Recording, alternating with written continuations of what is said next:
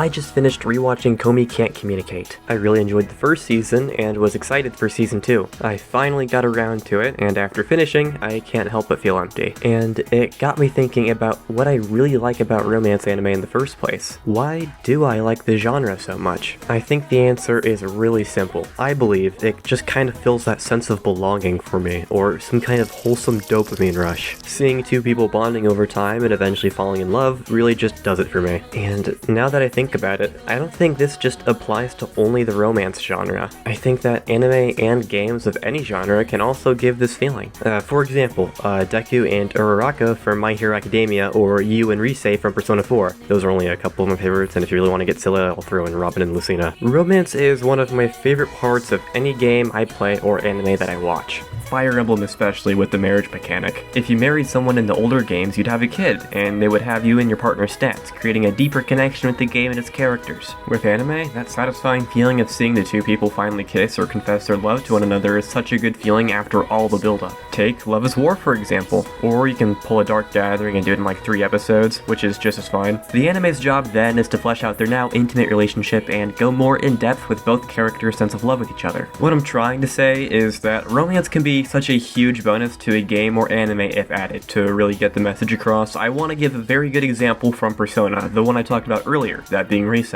Rise is most definitely my favorite romance that I've played through so far. She always hounds you and is flirty towards you even when you haven't romanced her, and it never felt overbearing for me when I wasn't romanced with her. It just felt like a natural part of her character that wasn't used in a bad way or forced too much. And when I was romanced with her, the flirty parts actually felt genuine instead of her just being flirty with you for no reason, because admittedly, her crushing on you did feel like it came a bit out of nowhere, but it was still fun to watch. Persona 4 really went in depth with romance and did it the best out of the main 3 in my opinion. I really enjoy the romance in Persona 5, but it really felt like it wasn't in depth or important when you romance somebody apart from the holiday dates. Persona 4 really made romance feel like a part of the actual main story, with dialogue options that would get your partner to react a certain way, the fireworks festival, the snow trip, and just seeing them in battle. It also really helped me like Rise more because since she's your navigator, you're always going to be hearing from her. I mean, if I romance somebody in a game, I'm gonna want to see and interact with that character a whole lot. So maybe it was just the stars aligning that not only is she your navigator or flirts with you, but you can also romance her, which is just a massive cherry on top of an already well-written character. Also, her voice actress voicing Lucina too really helped it for me, so that's a bonus too. If I had to summarize what the most important thing a good romance should have, it's having the two characters interacting with each other. I know it's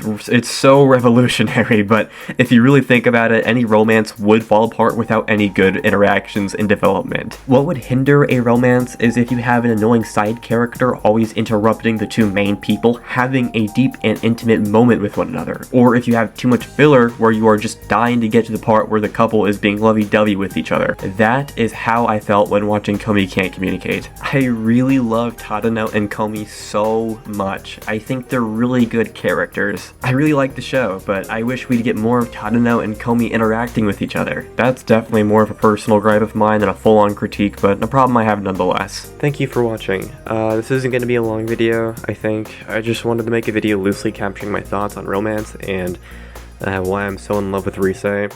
Sorry about not having a good conclusion. It just kind of wrapped up shortly like that, you know, really abruptly. But don't know when the next video will be, but you're probably already expecting that. I will see you later. Goodbye.